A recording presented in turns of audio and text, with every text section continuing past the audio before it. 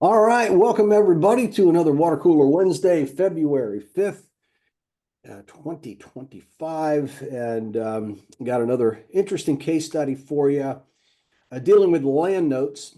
And land notes, you got to be a little careful. There's different types of land notes. And I want to show you one of the type of land notes that I like, and I think you'll see why.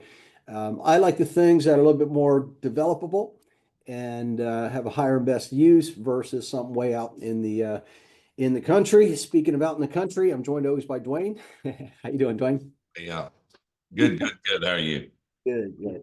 You're not out in the country anymore, but or Uh, you're not out in the country. no, not too far out. Not too far out. Beautiful day, beautiful day. They were calling for rain, but that's the best job to have. You don't get fired. You don't ever need to be right. You make a bunch of money from it, and you're a rock star, you know. Yep. Um, let's see. I've got some thoughts on land notes and I don't know. I've seen more land notes recently than I've seen in a long time. It's become a little bit of a hot topic. I think it's because it's in that affordable investment range. A lot of people have been trained up on finding land uh, and buying it, distressed property, a lot of inherited property, probate, foreclosure, that sort of thing on vacant land. And then they turn it around. There's enough online platforms today where they can turn around and offer it on terms. And that's what current concerns me on the land notes is if you're buying land out in the country somewhere, it's hard to find what the real value is because you don't have comparable sales typically. You know, you got stuff that's different acreage. It's hardly ever uniform. And the last property that sold out there was 5 years ago. How do you possibly come up with a realistic value? So a lot of times when somebody buys something very inexpensive through probate, they'll mark it up substantially and then just say, advertising wise, hey, own a piece of property in Fruitville, Florida, for only $200 a month, and it's sold Mm. typically more on terms than it is on true value. And that can be a mistake because that's when if you go in and get that note, everything's well and good, but if the person runs into financial difficulties, they're going to make their home mortgage payment first before they'll make the payment on the vacant land, right? That's a future investment. And then you end up with a property, and then you find out, well, it's not really worth what it was supposedly sold for. And you got to turn around and sell it to somebody else on terms again. So that could put you in a tough spot. Yeah. You I would know, I would say that you're kidding yourself if you feel like you don't need to do due diligence like you would on an actual property versus land. I mean, it's the same thing. So if you feel like, oh, nice piece of land, it's inexpensive, I could shortcut it, it's fine. Just like you said, it could really put you in a bind to where you're not fine financially. And so it's when you realize at the end of the day, there's no comps and the value isn't what you thought it would be. And again, going back to doing due diligence, that's what you stress more than anything else. It's so important. yeah, and it's still, whether it's a single family home, a duplex. I looked at a commercial property with somebody yesterday, which was pretty interesting. Um, one of the rules of this investing in notes is, are you okay if you end up with it? So the same thing works with the land. If you're okay with ending up with that land, that's great. You have no problem.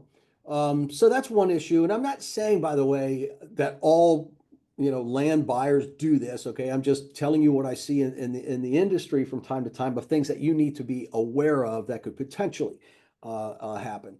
Another thing I see, which you have to be careful of, is sometimes the notes are so inexpensive. We're talking under 10 grand. Sometimes I've seen some as low as five to $7,000.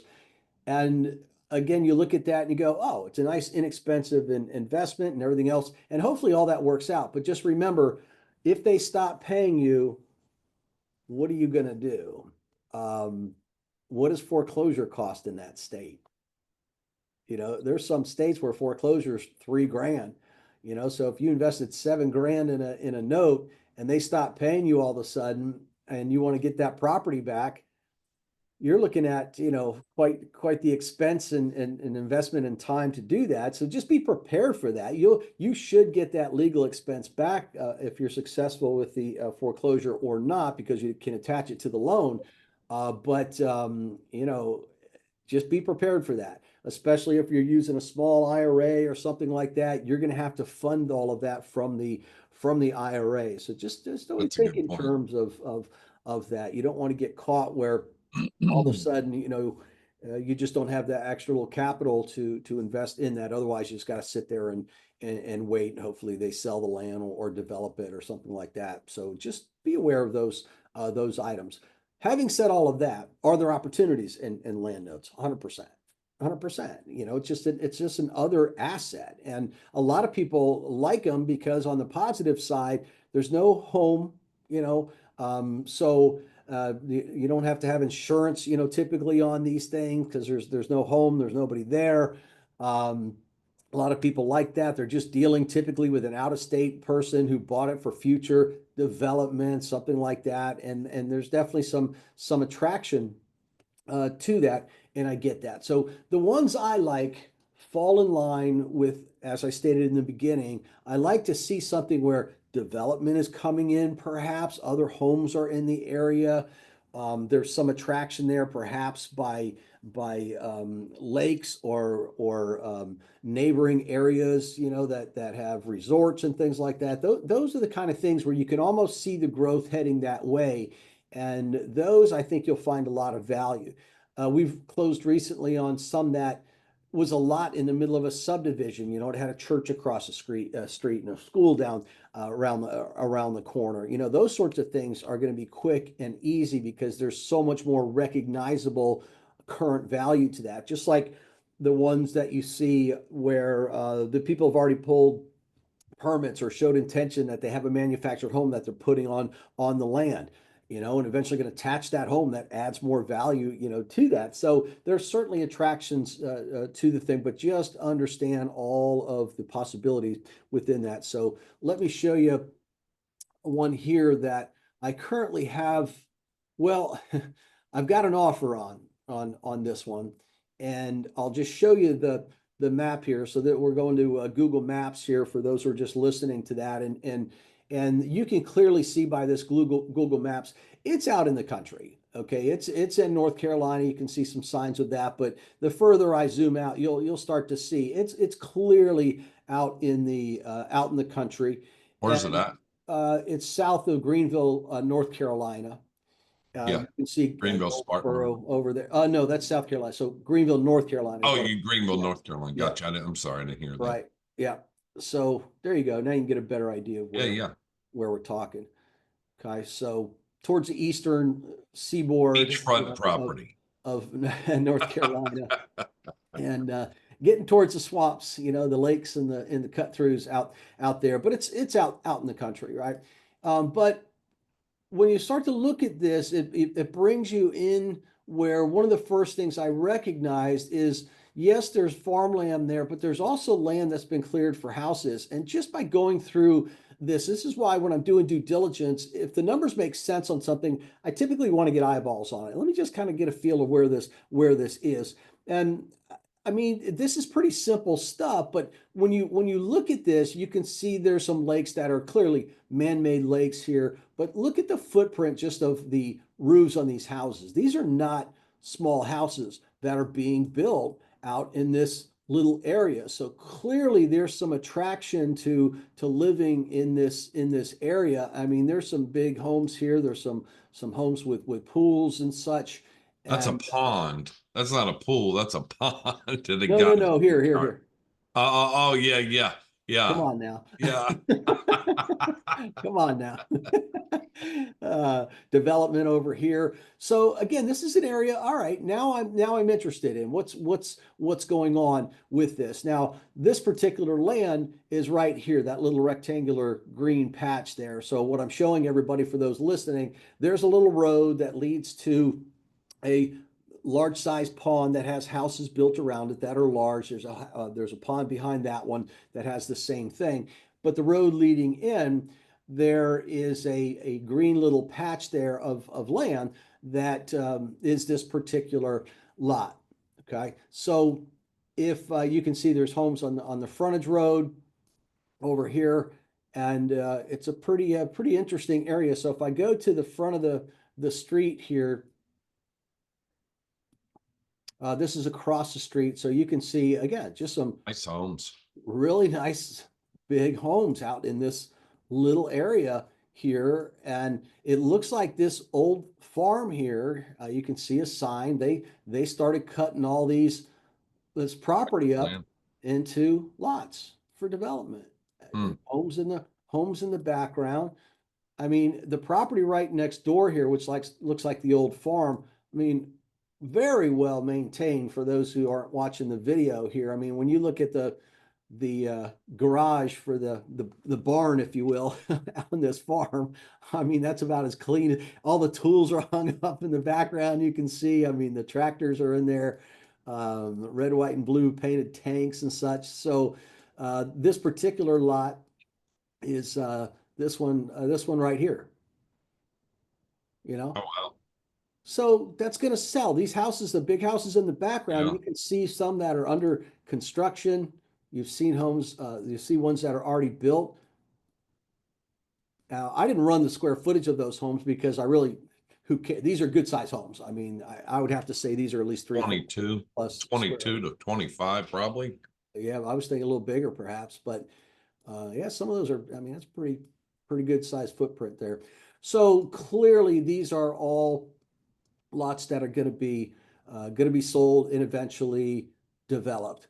But if you ended up with this property, you're going to be fine.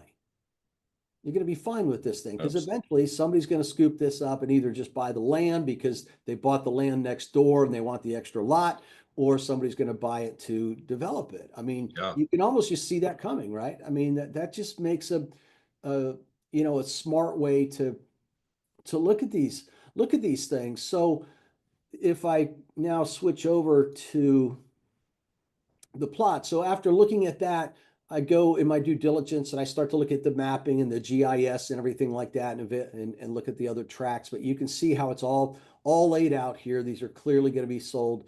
All of these have been sold back here. Just really good developable land. There's a picture of it again.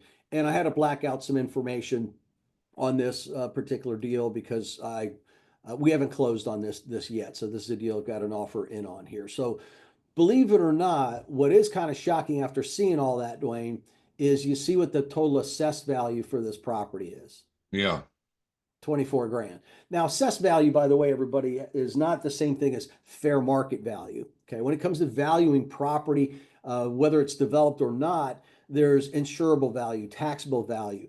There's there's fair market value. All of those can be different numbers. And typically tax assessed throughout the United States is a much lower number what the property is actually going to be worth. But having said all of that, the note on this one, and we're looking on the one on the left there, is $12,740. Okay, so they only bought this land. Gosh, I should have that number here. I don't have it in front of you. Sorry, but they bought this land for under $20,000. So they put it. We'll say about $7,000 down. So a good down payment.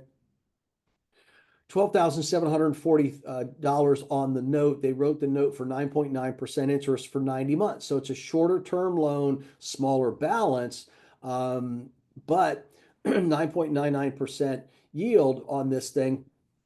And again, I just looking at that and looking at where that property is and the other homes around there, you start again looking at your risk assessment and you're going, well, there's no way I could lose. If the people stop making payments on this, I'm fine with taking that property back. Now, I started looking into the borrower, right? So I got the borrower's name and I looked through the contracts and got their current address. and they're living in an apartment in Virginia. Oh, What are you thinking? I'm thinking that there's not going to be a problem to pay. Yep. And what do you think? What do you I think think's it's going to probably happen? going to be a vacation home, or it could be, hey, let's go to, Yeah. well, let's get away for the weekend, and they're probably going to build something there. So, Yeah. um, you didn't say Yeah. West Virginia, you said Virginia. So, Virginia. Yeah. And they not that might there's be. anything wrong with West Virginia, but when you say Yeah. Virginia, it's a money area. Uh, Probably have a good job, I would suspect. Yeah. And just And, second home. And we see that all the time in North Carolina. I mean, just to buy land, especially I'm on the foothills of the Blue Ridge Parkway. mhm. Land goes like that here because people always want to find a second home. They want to build, Yeah. whether they live here on the foothills, they want to go up to the mountains, or they want to go out towards the other coast, the East Coast, just to get away. Yeah. Rule of thumb is being 2 hours away from where you live gets people away, and that's what they like. Yeah. And if not a secondary home, it could be a primary home too. They're living Sure, in an sure. apartment right now, and they might be going, "Hey, we can get a home out here a lot cheaper. We can get the land cheap." But either way, I think all of that points to they're going to eventually put something on this land. And based on the other homes in this area, and I'm sure based upon the zoning, it's not going to be a mobile home. You know what I mean? They're going to have zoning there that says you have to have a certain type of home, put in there.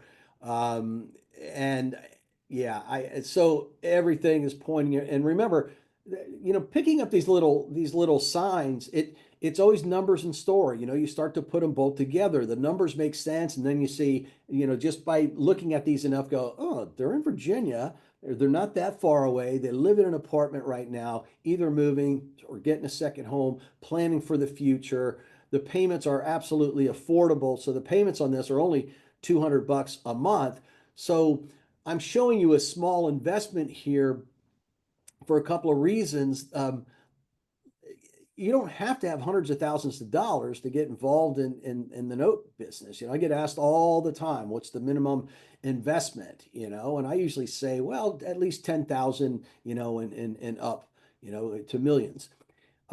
So this would be a great entry note for somebody. In fact, that's the reason I put an offer on this note for a client of mine, because that's what they're looking to do. First note, want to start small. They're not looking to crush it. Some people I know might look at that, oh, it's only $200 a month. What are you going to do with that? That's not the big thing here. First of all, where else can you invest 12 grand and make about a 10.5%, which is what we made the offer on. I'll explain that in just a minute. Where else could you do that? Number one, and have the safety on this thing. Number two, but also, it's not always about I need to crush it on every single deal and replace my Yes. income. I know $200 is not a month is not replacing somebody's income, but you start to go, okay, that deal was good, that deal's working, that deal's safe. Let me add another one. Let me build upon that. And that's the way you start to think of these things. A part of it's just going through the motions. Do you want your first note to be $110,000, or would you rather pop into something pretty easy, go through the whole closing process and everything else that we need to do to get in your first deal and have a good experience? So those who are watching this on video, you see two calculators on here. Those just listening, you don't see that at all. But I went through the numbers with you on what the note was created for, which was $12,740 at 9.9%, 90 months, $200 per 201 per month. So on an offer like this one, you do have to think in terms of how much margin is there, how much could we possibly offer, and how quickly might this note sell? Because when I look at that deal, I see a note that's going to go pretty quick. Everything was platted out with white picket fences. All the big homes are there. This thing is just safety, easy. It's going to go quick. And if you come in at some lowball offer, you're probably not going to get it, number one. So if I were to chase yield on this deal and put something in at a 12% yield, I'm probably going to lose it because somebody else would be willing to trade safety for a 12% return by maybe taking 11% return. I came in at 10.5%, making it that much more attractive. And is 10.5% a good return? Look, in the note business, 10 to 12% on performing notes is the range, you know. And when you start to get greedy and start to become a yield hunter all the time, you miss out on great little deals like this. This is not a deal that's gonna make you rich. This is a deal that's going to give you a really good, solid return with a good education, with pretty much all the safety in the world. And I'll tell you what, at the end of the day, if you were to have to take this property back, you'd be making even more money. You know, so it's just one of those type of deals. And the other point I'll make on that is, you know, if you were to always just look at deals where you're making 11, 12%, what happens sometimes is your money sits on the sideline for a little longer. And then you look at, well, yeah, you made 12% interest, but you only made that for 8 months. Somebody else made 10.5%. They've made that for 12 months. You know, you could have moved that much quicker on something here. So part of this, again, with you know, is looking at where it is, going through your due diligence. I saw the whole history of where this land came from, where they plotted it out. I know about the borrowers on the thing. I didn't, which I could have done. I didn't bother looking up all of these other properties and seeing what they sold for and everything else. If I did, I might have clicked on the GIS map and saw some glances there. But I could just tell by looking at them, yeah, we're good in this area. If you wanted to go and look by extension, you could look up the demographics and research the area and see what's going on. But I think the pictures pretty much tell you what's going on in that area, and it's all positive. You know, you look at that versus I see a lot of land out in the middle of the desert somewhere in 60 miles outside of Tucson, you know, or out in the middle of California, but way in the Midland where there's just nothing around. It's like, okay, I get it, but what are you going to do if you have to take it back? You know, that's the big thing. Case in point, look at Reno. I mean, the big talk was Las Vegas, and when Reno they built one casino out there. Ah, they're not going to come. They're not going to come. And as you know, with your son living in Reno, Reno's huge. I mean, Yeah. we used to go there a bunch, and there was nothing ever there. It's really really grown. Oh yeah. The people that bought homes 20 years ago are loving life right now, but they can't afford to sell and move. You know, in case in The point, developers are just buying stuff up. In fact, I mean, as a family, we're looking for land ourselves outside of Reno, you know, to put something to have something to go back and forth. Yeah. but look at that deal. Let's just even say you didn't even talk about if that deal paid off early. Suppose, you know, they go ahead, they went ahead, got a contractor, everything's done. They want to pay it off early. Hey, let's pay this off. Now we only have one payment. I mean, your rate's going to go up your yield's going to go up anyhow if it pays off early. Yeah, there'll be a little bonus yield in there. Um, in that particular instance, it's not huge, but yeah, there'll be a bonus, and it will put us up to that 12%. And there's a good possibility of that. I mean, if this is a primary home, you know, where these people are moving from Virginia apartment to here, they're more than likely going to get a blanket loan, you know, from a bank that pays this one off, and they can start building the house. And Yeah. so that would be an early payoff. If it's something where they're doing a second home, kind of same thing, you're going to have to build the home. They would typically pay off the land underneath, because a bank's not going to want to be in a second position on a home where they have a first position, especially a small one like that. They're like, no, we're just Yeah. take that out. So yeah, there you're right. There is a high probability of a early payoff on that one, for sure. So I like the point that you made about you know, someone's first deal, because I talk to people like that all the time, and it's trying to set the expectation of, you know, what's a good rate of return that I should look at. I always mhm. shoot it a little low, tell them anywhere from 8 to 10. could be 11% because, as you and I both know, back in '08 when everybody was making a higher yield off of this, now all of a sudden, oh, I don't want anything 8%, because I was crushing it all the time. And, we talk about you have to change. The market's not going to change. So your parameters need to change. I think this is a great, safe deal for someone just getting into it. And it builds confidence, it builds the whole understanding of what the step-by-step process is for them closing a deal. And just it builds that confidence for them. Yeah, and there is, our closings are much easier than regular real estate closings, but there's definitely steps involved. I had I have one of my newer investors. He has a bunch of real estate, but he said the other day, he goes, "Man, these note closings are a little more complicated than I thought." And I kind of laughed. I'm like, "Any more complicated than real estate ones?" He goes, "Oh, well, no." I kind of had to bring him back to perspective. I'm like, all you're doing is making sure that you get this paperwork to get there, you got the boarding company doing this, but there is a bit, in all fairness, there is a bit of a dance that goes on in the closing, but it's just coordinating all the pieces, because the servicing companies need certain things to board the loan. And before they can board it, they have to have this documentation. If you're using an IRA, they have to have certain documentations before they can fund it. So there is a bit of this, behind the scenes where you're putting the pieces together. But again, that just becomes after you go through it once or twice or three times, then you're like, okay, I get it. I'm just kind of moving some parts here, and it just gets easier and easier, like everything else. So, the other thing we tell people is, as good as our education, that we have, is as good as our mentorship program, working with me one-on-one is.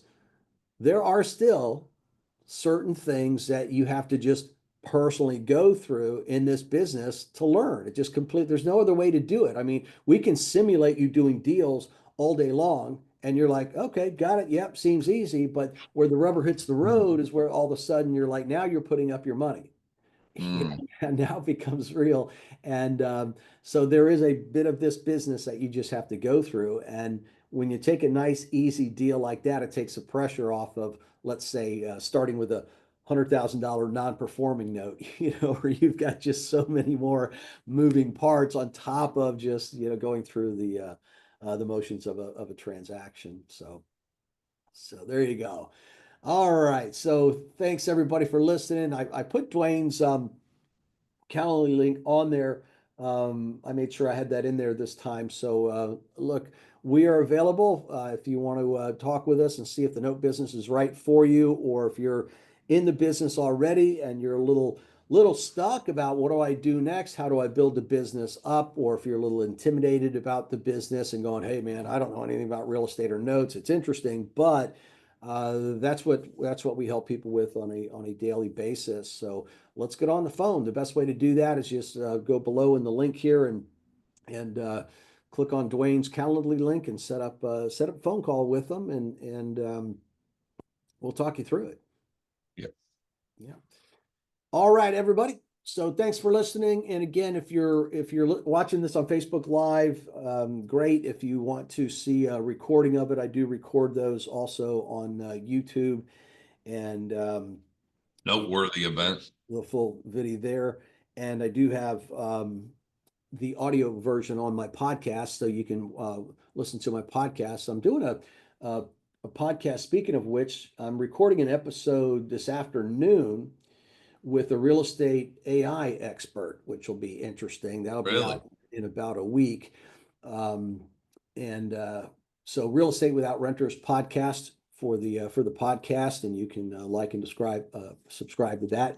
Yes, we'll be at the Noteworthy event coming up on the 28th of February through March 1st, and I'll be speaking, I think, both days on that event, and starting with the state of the industry. So I'll probably be sharing some info about that with you. More information on that, you can go to noteworthyusa.com. All right, everybody, thank you very much, and we'll talk to you again real soon.